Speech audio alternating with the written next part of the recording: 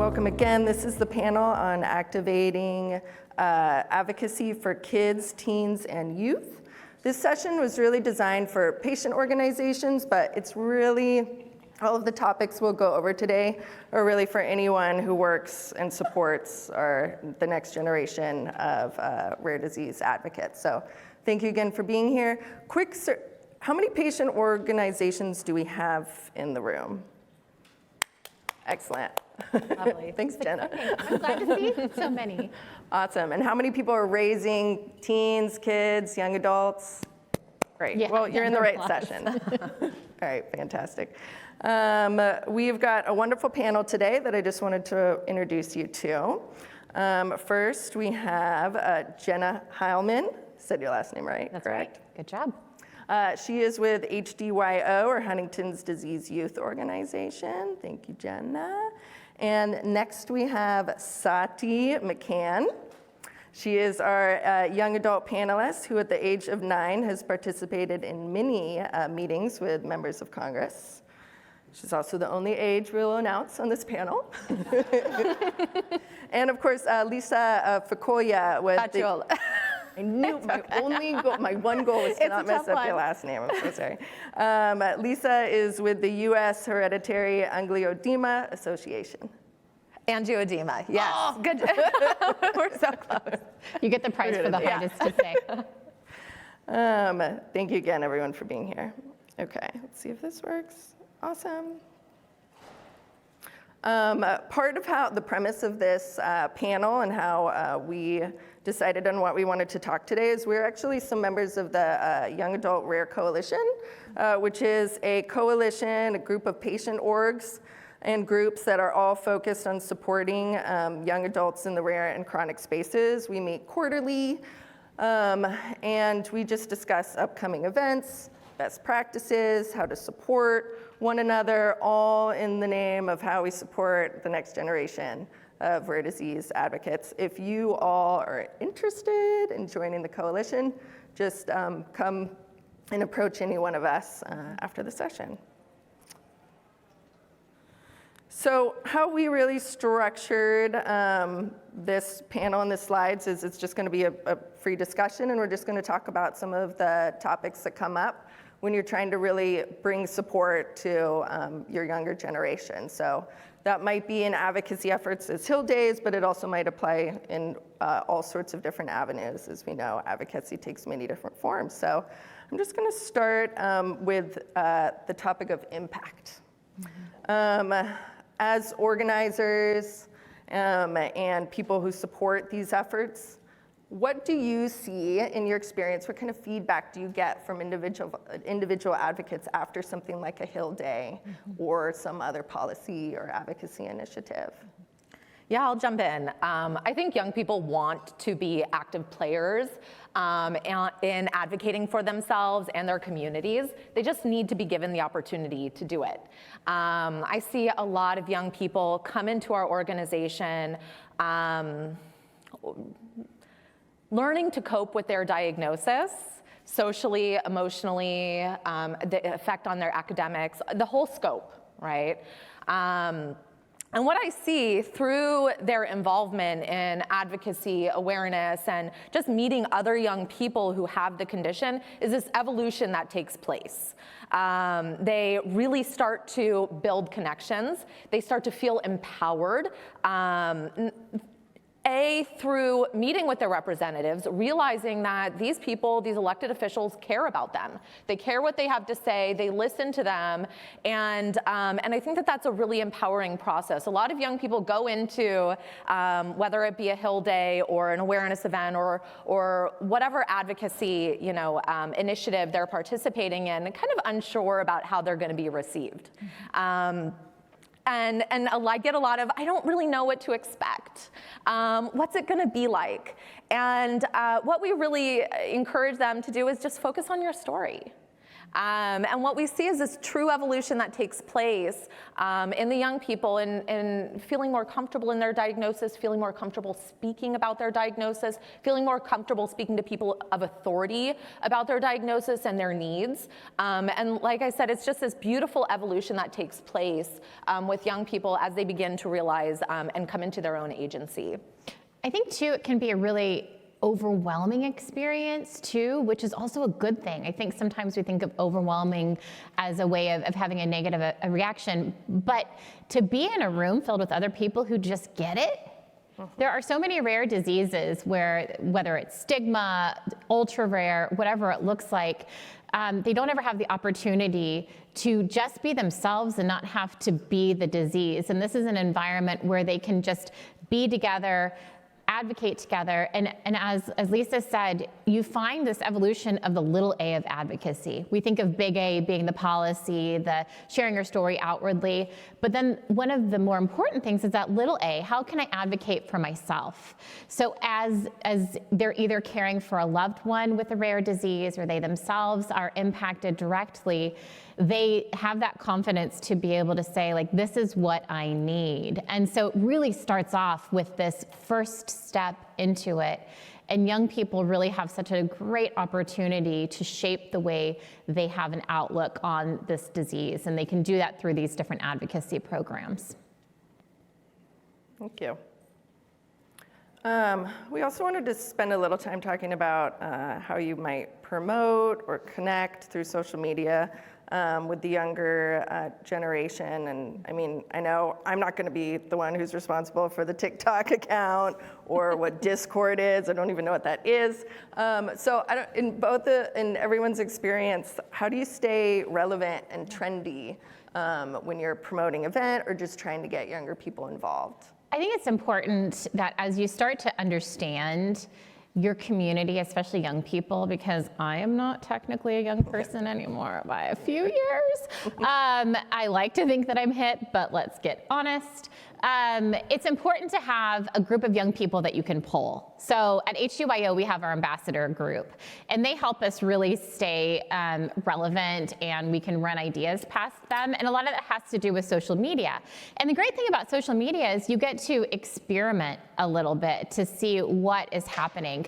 So you can look at, one, understanding who your stakeholders are. So if you're trying to promote to younger people, using Instagram or TikTok would be a better opportunity. Even Facebook is starting to trend a little bit younger again because of some of the changes that they've made with Meta and the platform. But if you're looking for some sponsors or influence in the medical community, looking at Twitter and LinkedIn and really tailoring how you're messaging based off of who your audience is and what the platform is. But the key component is really getting in touch with young people in your specific disease community and let them have a part and a say with how that is developed. Yeah, most definitely. I found a lot of success there too in finding out who are my youth influencers. And really pulling on them and giving them a leadership role in our organization and our mission. And maybe identifying 2, 3, and let that number grow as you begin to kind of build your network. And you know, I started having meetings with them. Hey guys, what are your needs? I want to hear from you what your needs are. Please tell me. Let's brainstorm ideas. They came up with our hashtag Beyond HAE, which has been really incredibly useful as we've kind of gone through our social kind of dynamics. They kind of came to me and said, Miss Lisa, I think we need a podcast. Okay, let's make a podcast. We were able to record our episodes for free, upload them to, Spotify, Apple, through a free site, and really do a no-cost podcast, and they are the hosts, and it's their voices, and each young person gets to host an episode. They also came to me and said, why aren't we on Instagram? Okay, well, let's make an Instagram page, but who's gonna drive the content? Because I know that I'm coming from a totally different perspective than they are. So what we developed was an internship program, a social media internship program where our young people were actually crafting and deciding on the content that is, reaching them, deciding on the hashtags, identifying, what that messaging is. And we found that to be really successful and it's been a really nice way to network. But yes, find your influencers, listen to them. I am no longer a young person. I don't know what's cool, but they are. And when they tell me what their wishes are, I really try to help them find a pathway to make it happen. And it doesn't have to be expensive. And I think that's really something I want to, reiterate is there's Canva, there's podcast platforms, Instagram, social media. These are all low or no cost tools that young people or your organization or yourself can use to advocate for your condition. We kind of already dived into this next one, so I'll pivot a little bit. That's okay. Sati, do you have any social media accounts yet? Yeah, don't do it. Don't do it. No, stop. It's clap. great. Don't stop. We got to clap. I know. We already kind of went over a little bit how important it is to really listen to younger folks within your organization or find your influencers. Can I add one thing for this particular one? I think one of the other things too is looking at the longevity of advocacy, and it's important to include young people within that because of the longevity needed to continue to advocate. And they are so active, and so you hear these stories about these social movements and everything, and they're all powered by young people. So for energy, access, fighting for themselves, fighting for loved ones, young people are so key in advocacy. How important is a young adult strategy council, for example? Well, it's been my main, I think I just mentioned, as far as our leadership group, it's been integral for the development of our youth programs and identifying their needs. So, identify one or two people. Hey, how do we connect with more people like you? What kind of imaging is important to you? Is it stories? Is it facts? Is it information about the condition? But also, on the advocacy side, as far as, attending Capitol Hill or organizing advocacy events for young people, it's really important that their voices are heard. And remember, these are going to be the young people who are going to be moving forward with your mission in the future, engaging them at a young age, training them and kind of guiding them through these processes, whether it be active participation in kind of their own efforts or passive participation, watching you do those things, holds a lot of value for them. And I think that you'll see that they become more enthusiastic as they get involved. And it's funny because the kids that I've been involved with for, almost 8 years now. I met them when they were 12, and now they still continue to be involved in our youth council, and we've got a couple other programs. But now they're in college, and they're like, Lisa, what else can we do? So they want to continue to be involved, and then they can mentor the other younger generations as well as that evolves. And it's such good leadership training for themselves. We actually had one of our ambassadors who, because of their advocacy work, was then invited by Unicure to go to Amsterdam and share her story and is featured in this whole campaign. So you are also helping create the faces of the disease too, to help out with even bigger advocacy than what you can imagine. So it's so important. Speaking of Unicure, there's Edgar. I give you a shout out. We've talked a lot about all of these things you can do to build the infrastructure, and maybe that's useful if you're a big organization, but what about if you're a smaller patient organization? I know a lot of us out there might just be one or two staff that we have that's a patient organization. It's the mom of the rare disease patient, or it's the dad, or whatever. It's just a very small organization, and doing something like hosting a Hill Day on your own can seem really intimidating, or maybe you don't have the funding or the bandwidth. What kind of tips or advice can we give towards the smaller organizations? Is there still an opportunity to participate in advocacy in something like Host a Hill Day? I think you have to think of the word advocacy. I think we lump it in with these big monumental events that we can do and these important goals that we all set for ourselves. Advocacy can be as simple as sharing your story.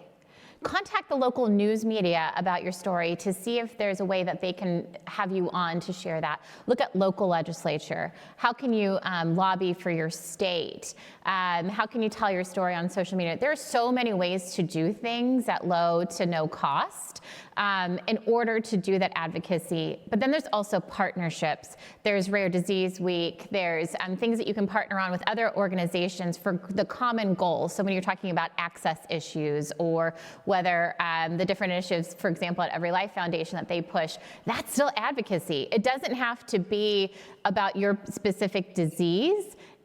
Again, sharing your story, you can do that, but if there are big advocacy movements that you want to take part in, look at how you can collaborate.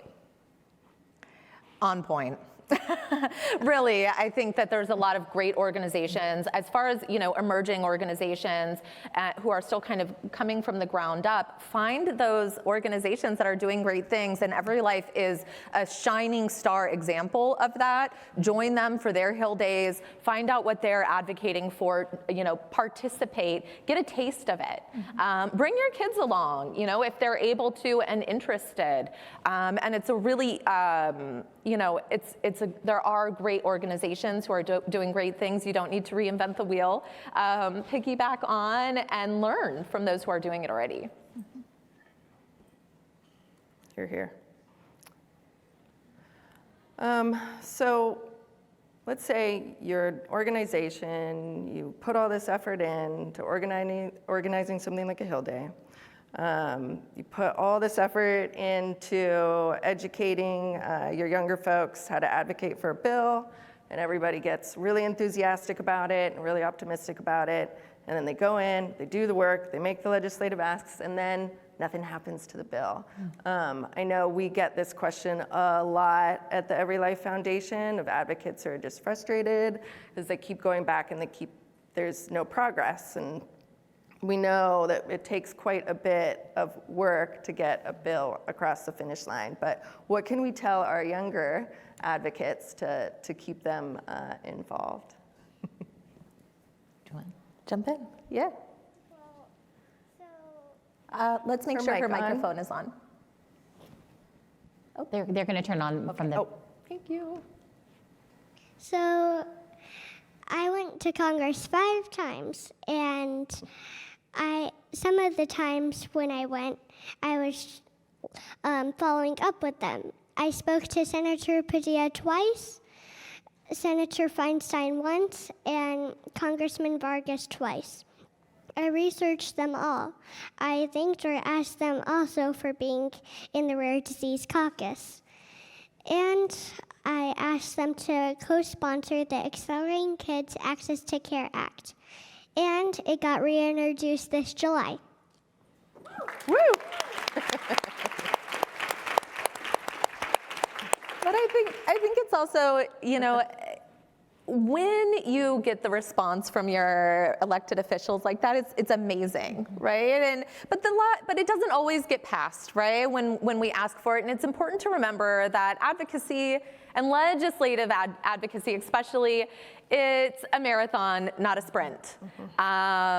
It doesn't always go the way you planned, and you don't always get immediate response. What you will do, though, oftentimes, especially if you send letters, and there's some really great digital platforms to use for letter writing, is you do oftentimes get a response. And they can kind of let you know what their position is, but don't give up. A lot of times bills on their own, right? You're advocating for a specific bill, may not get passed as its individual bill. But it may be reintroduced as part of a package, and we're seeing that happen right now with the Safe Step Act. So just because something doesn't get passed right away doesn't mean that you should give up. You continue to push forward, you continue to hear your voice heard, and sometimes it's okay to refocus and recalibrate and get behind something else that aligns with your needs and your community's needs. I'm going to do a shameless plug. We all collaborated with a toolkit for doing advocacy on the Hill. Which we'll do a QR code at the end for that.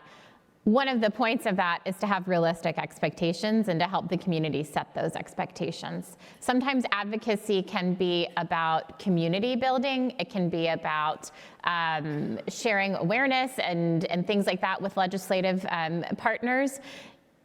And then sometimes it also includes the bill aspect of it. But if you're still completing those other goals, it's a success. it's frustrating that the bill doesn't get passed, but think about how many more people you're educating and bringing awareness about the disease too. So, but that's on us to help educate that, because young people can have more of an idealistic view.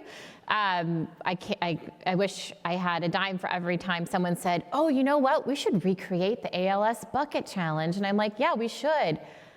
Not gonna happen, but it's one of those things where it's just a level setting of expectations for what to really expect to be some of those outcomes from those days. Thanks for this shameless plug. You're welcome.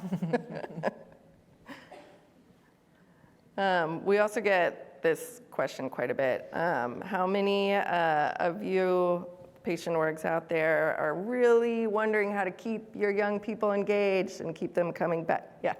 And I love this question. I get really passionate. Panel. You're not going to. That's the thing of it, is because young people are living life. And you have to have the flexibility to create a program where they can come and go, because depending on their impact of the disease, they may be going through different ebbs and flows of it. They may be caring for someone with that disease. They are just going to high school, they're going through college, going through relationships. And there are going to be these different peaks and valleys of their willingness to participate, and that is okay, because we want them to be well-rounded individuals. The important thing is to create an environment where they know that they are loved and they can gain the support, and they might be reading the emails that you send out but aren't quite ready to participate, or something has changed.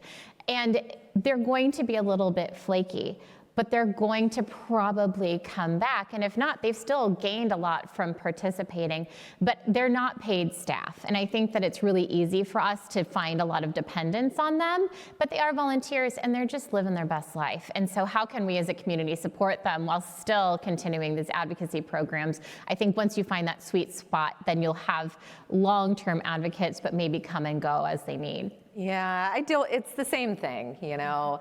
Kids have a lot going on, but for me, my key has just been flexibility and understanding, and knowing that if they didn't make it to the meeting today and they emailed me or texted me 10 minutes before it was supposed to happen, letting me know that they couldn't make it, it's okay, let's reschedule.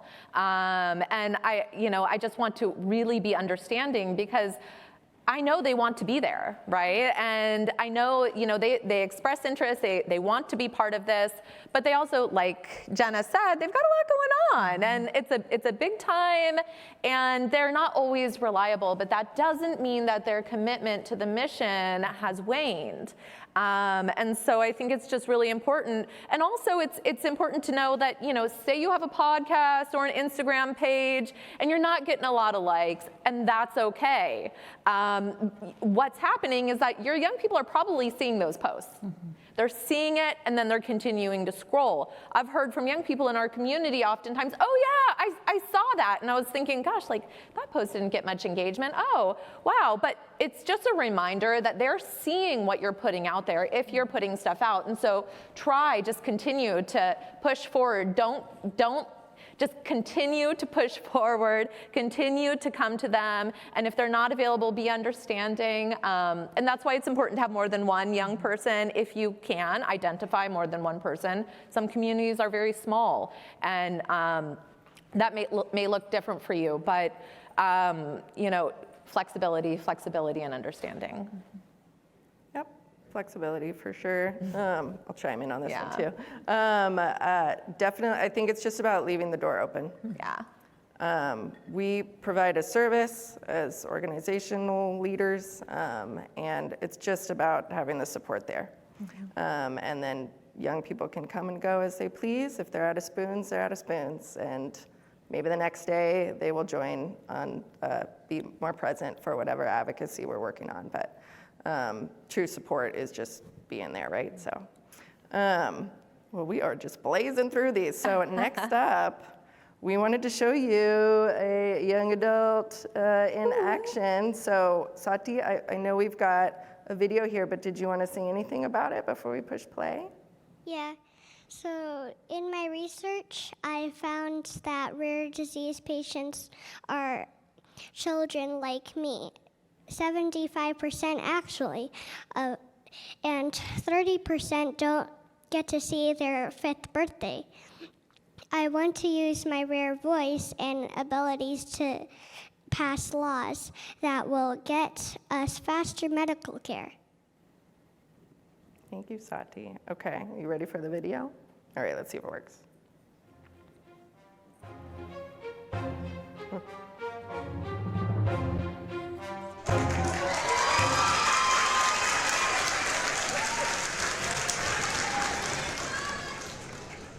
Thank you for coming today in this global nation address. When you hear hooves, what animal do you think of first? A horse, right? Well, maybe it's a zebra instead. As humans, we sometimes make assumptions without knowing all the facts, and this happens in our healthcare systems. Patients can show signs of something wrong, called symptoms, but sometimes doctors don't know what to diagnose them with because they have never heard of them before. It's no wonder it takes an average of 6.3 years to receive an accurate diagnosis, and unfortunately, once received, more than 95% of these conditions do not have administrative approved medicines. It is time we understand the reasons why people with rare diseases are not getting diagnosed sooner, what treatments and studies there are, and what actions will help those with rare diseases. Distance to needed medical care. Doctors believing a condition is made up in their patients' minds and they don't want to be wrong. Fear in diverse communities because some people speak different languages or do not trust technology. These are serious problems. There is a need for more research on medicines with new studies called trial studies in all communities. It's in the interest of pharmaceutical companies to find more patients, to expand research and identify patients who can benefit from the very medicines they make. We have to think about their geographic diversity. We need to apply our genomics to more diverse communities to benefit all that have rare diseases. There are currently 446,378 trial studies across the 50 United States and in 221 countries, but we still need to reach more patients. Patients need support with finding doctors that will listen. They can use AI platforms that are being developed. They can bring awareness by celebrating in Rare Disease Day, the last day of February across our globe. Pink, purple, green, and blue, or in zebra stripes. I believe that if we stop looking at rare diseases individually and instead see all of them as one community, then they wouldn't seem so rare. An estimated 7,000 rare diseases exist, and if 1 in 10 people are affected, that's 400 million people worldwide. This means 1 on every elevator and 4 on every bus.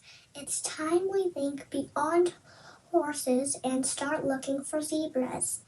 Thank you.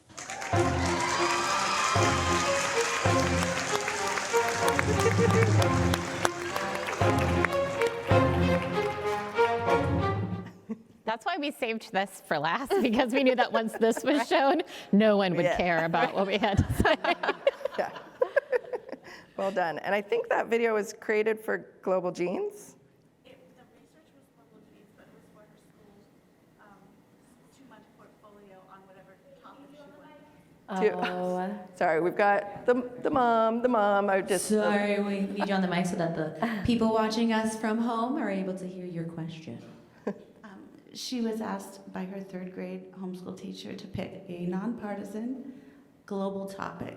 And she stepped into herself and said, I want to do healthcare for rare disease. And it was a mic drop moment in her class. And it was a 2-month portfolio project. And she got extra credit if she implemented it. And so we co-hosted with Dr. McLaren here in San Diego and Pamela, another rare disease patient at Rare Disease Day event. And she got extra credit to make a presidential address. And that's what you saw just now. And that got sent to EveryLife. And then this snowballed into these congressional meetings and here today reaching everyone globally. Awesome. Wow, that's amazing. Thank you. Sorry, I know I said it kind of. Aren't you so glad that I forced her to speak into the mics? Thank you. I know after the video played, you maybe had a couple of thank yous you wanted to say, Sati? Yeah, so thank you, Marfan Foundation, EveryLife Foundation, Global Genes, Pamela and Dr. McLaren that helped me put on a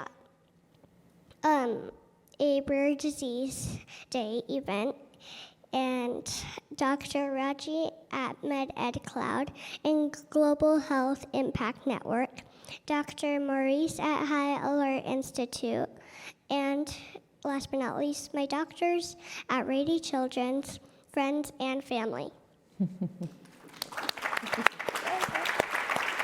Thank you, Sati. And again, that video is amazing. It's very impressive. And we obviously have our next advocate leader on our hands here.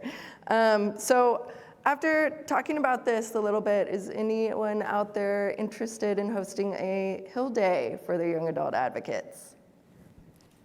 All right, we got one. We got one. Well, fantastic if you are. The Young Adult Coalition worked on a guide, like I think it was Jenna that mentioned a little bit earlier. We created this and worked on this collaboration out of a response. The EveryLife Foundation hosted their first teen and youth Hill Day just this past June, and after that, which Sati participated in. And after that happened, we actually were getting a lot of inquiries from patient organizations and leaders asking for some guidance and how to get that done for their own organization. So if that's something you are interested in, we have a guide. It's on the Young Adult Rare Coalition website. You can scan that QR code right there. And of course, we are also available if you have any questions, but take a look. If you are not interested in hosting your own Rare Disease Day or Hill Flying Day, EveryLife Foundation, of course, hosts one every year on Capitol Hill in conjunction with Rare Disease Day. It's at the end of every February. If you saw any of our other panels, you would have already gotten this information. If you go by our booth, we've got a whole brochure on rare disease, but this is welcome to all rare disease advocates in the US. We offer travel stipends. I believe those will be open at the start of October. Yep, Ted's giving me the yes. But they close November 8th, I think, so definitely apply. We prioritize by state, so we always try to get at least 2-3 advocates from every state so that we are well represented. And then we go fight for the things that are important to us, and we try to get legislation passed. So there's also a whole week of wonderful events that support the education before you walk into those Hill meetings, and also tons of fun meetups, one of which being a YAR meetup, which is our youth meetup, rare artist reception, all sorts of things. So we've got about 10 minutes left. Yep, that's the end of my slides. And we're happy to take questions if anybody has any. And I have the mic, so if anyone wants to ask a question, I can run it over to you. Slowly but surely, I'm not running in heels anymore. We just launched our youth ambassador program, or we had one, but we've grown it to 3 ambassadors, and we launched our Instagram account that they're running. My question is, what have you found as your most effective content for the youth ambassadors? What do you see as getting the most engagement? And is that videos, photos, stories, features. What I'd love for as much effective content as possible as we start to grow this. Stories are really popular, especially around young people. That's how people get information. So what we might post would be fast facts. We started a weekly quiz that we do on our stories. We might do a quick poll. So that could actually be a poll that you throw up in your stories to say, what's your favorite kind of content on Instagram? As far as what you would have in your feed, we try to do a good balance of everything, because you'll get the shock and awe of statistics. If you're in a disease that does have statistics, HD doesn't, so it's kind of hard for us to do that. But also stories play really well, and then a series of collages. So I think it's important to have a mix of everything. Social media is infuriating sometimes, a lot of times, because the algorithms are set up to kind of trick you. So you have to, what I always suggest is find a couple of organizations that are similar, a couple of organizations that are different, that you like the way that they do things, and start adapting and following along. Because if you're a smaller organization, you're probably not going to have a specialist in social media that pays attention to how the algorithms change, but they might. So there's a lot of opportunity to copy and replicate ideas, but create it your own for what you're trying to achieve. Yeah, also hashtags are really important. That's how people are going to find you. You'll be surprised. A lot of young people will obviously just type in the search in Instagram for their condition and see what pops up. Who else has that? And I think, what Jenna said also, stories are great. And but two types of stories. Yep. Instagram stories, so the ones that they're swiping. You can even create a post and then reshare it in the stories to drive people there. But also personal narrative stories. Young people want to see themselves in what they're looking at. A lot of times I'll talk to new parents or new families, and they've just been diagnosed, and I'll say, well, have you seen our Instagram account? Your child has never met, and of course has never met or encountered another person with a condition, but you can find stories of other kids who have on our Instagram page. And I think that that's a really great source of information, and that drives people. Now, don't judge your engagement on likes, because if you use that as a driver, it's gonna potentially be disappointing. We are a rare community, so you have to manage your expectations when it comes to social media, but be persistent. Stories, also facts are really good, because young people want to share that. They want to give a little glimpse into their condition on their feeds. And when you post an interesting fact about young people or about the condition, they want to reshare that and raise awareness in their communities. And like Jenna said, like any sort of engagement, like that like ticker or the polls or whatever it is, tagging people is always great. But hashtags and then personal stories. But I'd say that, something that looks clean, that's visually appealing is also really helpful. Here's a trick with Reels that probably is going to change after I say this, because social media pays attention to everything. On Reels, when you look at the audio parts, the different music that's trending, it'll have a little arrow on the bottom corner, so you can save that. If you're doing videos, even personal stories, you can add in the background music of a trending sound. So then that way, and you can play with the audio levels, so you can still hear the person, but there's a little bit of background music. That helps with beating the algorithms, because it's another trending video, and then that goes back to trying to get a little bit more in front of people. So take a look at some of those weird little tricks that you have in order to increase that. But yeah, I agree with the whole likes thing. There are some that I'm like, oh, it didn't do well. But then you look at the analytics and you see how many people you actually did reach, which especially in rare disease can be challenging. You're not going to get 10,000 likes on everything you do. You maybe never will have that at all. So it's important to kind of set your expectations. I didn't know that little trick. You're welcome. I'll write this all down. Can I ask the name of your organization or the rare disease group you represent? Foundation Building Strength for Nemaline Myopathy. Did you get that? Yeah, we'll talk after. Any other questions? I'm running, I'm going, come. Right, this question is specifically for Sati, although please anyone feel free to chime in. So I know you mentioned fear in your video, and I'm just curious, as you're getting ready to hit adolescence and young adulthood, what's the biggest thing that maybe scares you as a rare disease advocate, and also what's the biggest thing that you're most excited to try and do, and as a young adult, and for anyone in the other patient communities, feel free to chime in on what you've heard. Got it. Well, I like that as the good part, that the people that can advocate, they're trying really hard, and the more advocating is better. For like the bills that I did in the Congress, and me trying to get the people to actually have that bill passed. And then the bad side is like, well, whoever can't really advocate, I'm trying to help them advocate with them. And yeah. Well said. I've got about 3 minutes left, I think. Yeah. Yeah. That's the There's a clock I'm question going by. right Clock tells you the truth. Or, one other. Hi, thank you very much. This question's for, say, Sati or Mom.